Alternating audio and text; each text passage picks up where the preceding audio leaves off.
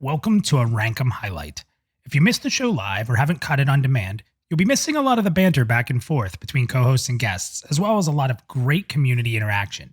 Be sure to catch Rankum Tuesday nights at 9 p.m. Eastern on Twitch. Also, don't forget to vote for or even suggest upcoming topics on future episodes on our YouTube page under the header Community. Here's a recap of Leksur's top 5 MMORPGs.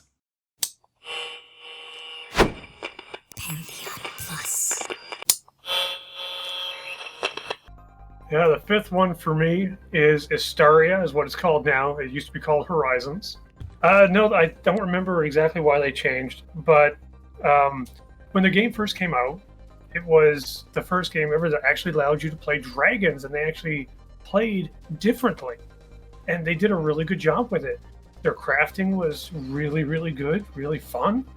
And they had a very wide range of classes. You had the Blood Mage that everyone kind of talks about from Vanguard. It was a little different, obviously. I want to say it was before Vanguard. Could be wrong, though. And it's probably one of the most underrated MMOs I've ever played. There really was a lot to crafting. Okay. In the early days, there was typical crafting. You'd go to a node and you'd mine it. Well, this one crafter hit a very special node, didn't realize it, and it unleashed a plague on all the dragon players. A crafter unleashed a plague on the world, and it took the entire game population to work and figure out how to cure it. That's actually kind of cool. While that disease was active, dragons in Astoria on a one-to-one basis were way stronger than humanoids, but they leveled differently. Okay. They had different style of gear, and things like this disease, it made dragon players weaker than humanoids, just because of the major debuff that people got from it. But it's a pretty cool story. Most of the community at that time, or at least that era, they really didn't care that they were weaker. It was everyone banded together to fight this disease. Yeah, my number 4 is the venerable Warhammer Online. So why? Why is that it? The reason it got there, I'm not even worrying about the bugs. That was a publisher problem. Warhammer Online innovated a lot of things that we think are great now. Dynamic Quest from Guild Wars 2 came directly from Warhammer Online.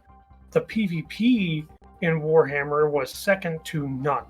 It was the very first and pretty much the only PvP where I got in full bore because it felt like a real war. Classes for the different sides were similar, but different. I mean, you could make the connection easily enough, but they still played a little differently. That stayed true to the Age of Sigmar era for Warhammer, and Chaos, or Power of Destruction, or you can DIAF. Firefall! God, I love that game! Oh my god. This was a cel-shaded third-person action, futuristic kind of MMO. Okay. It was. It looks like they stole their logo from StarCraft. Kinda, in a way, because it was created by Mark Kern, who worked on StarCraft and World of Warcraft. And I mean, the game had so much promise right up until Mark was forced out of Red 5 Studio and everything kind of went to shit. Firefall died because a Chinese company bought it and they tried to release it in China with no changes at all. And they sold, I think, 26 copies. Right there, they shut down the game. But, I mean, it was an interesting game where you as a player, you level up frames. Frames are your classes. Okay. In those classes, you could swap out different abilities. You could mod the abilities a little bit. Then you have gear on top of that. There were raids. There were dungeons. There just wasn't a lot of them. And there was 4 open world zones. I think 5 by the time it was shut down. I don't count the 5th one because it was bad. I had something like 2,000 hours in Firefall. My number 2 is Anarchy Online. The only good game to come out of Funcom. Anarchy Online is a game where if you wanted to actually flex your math muscles, you could push yourself really far in that game. Me and some friends played it, and we would have spreadsheets set up with all the crazy calculations so that we could twink ourselves. But the problem is that it wasn't your standard idea of twinking. It wasn't like, oh, here's some armor you'd never be able to get. This is all legitimate ways that you can skew the numbers in your favor. And I mean, it's so satisfying to be a player sitting there going, okay, technically this ability is for level 45 and I'm level 20. Well, I quest enough to do these, to get these items, I find this item, I get a buff here, I do this, and all of a sudden now I can put it on and I can use it. You're running around using an ability that's 20 levels higher than you. You can do the same thing with armor. But it was all a numbers game. We spent hours at our spreadsheets trying to figure out how we can get to a certain point in our gear or our abilities. I actually played a healer in this game, and I enjoyed it immensely.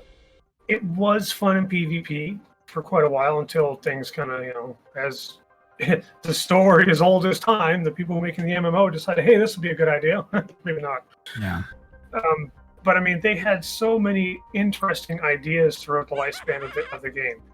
I mean, you had a metaphysicist who had 3 pets. He had a healing pet, a CC pet, and a damage pet that you actually controlled independently. That wasn't a huge pain. You would think that it'd be a massive, just gigantic nuisance to have to deal with them, but it really wasn't. You had, your typical kind of wizard. You had everybody of these like 12 or 14 classes had a very specific role, and they were all unique in their own way. Everything, and there's just so much about that game that I miss. In the Shadowlands expansion, they kind of went a little more high fantasy with it, even though it's a sci-fi game, and they pulled it off phenomenally. They had very interesting takes on classes, even the races.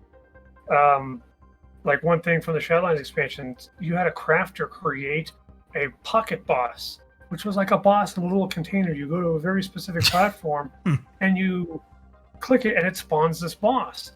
But the kicker is the person who spawns it goes down to 1 hit point and has aggro.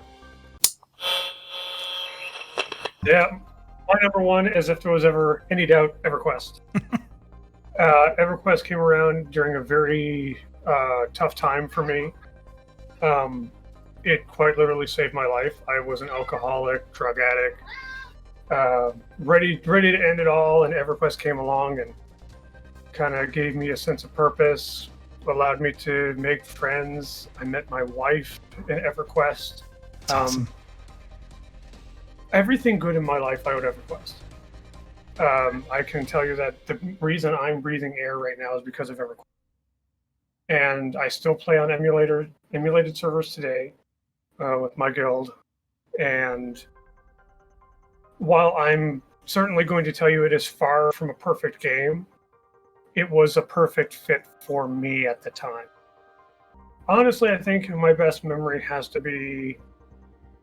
It's a kind of a toss-up here, because obviously I can't say anything other than when I met my wife on a Vox raid. Yeah, she would be mad, I'm sure. So yeah, because she was a paladin, I was a warrior. She's a paladin? You're married to a paladin? I'm married. I sleep in the same bed as a paladin. And yeah, I know it's Does she know that you hate her existence? That's a weird marital thing. Oh, she knows. She knows I have very little respect for paladins. But to be fair, she was a very hardworking paladin, and I'm damn sure of that. Next thing we know, Minus is going to hook up with an elf.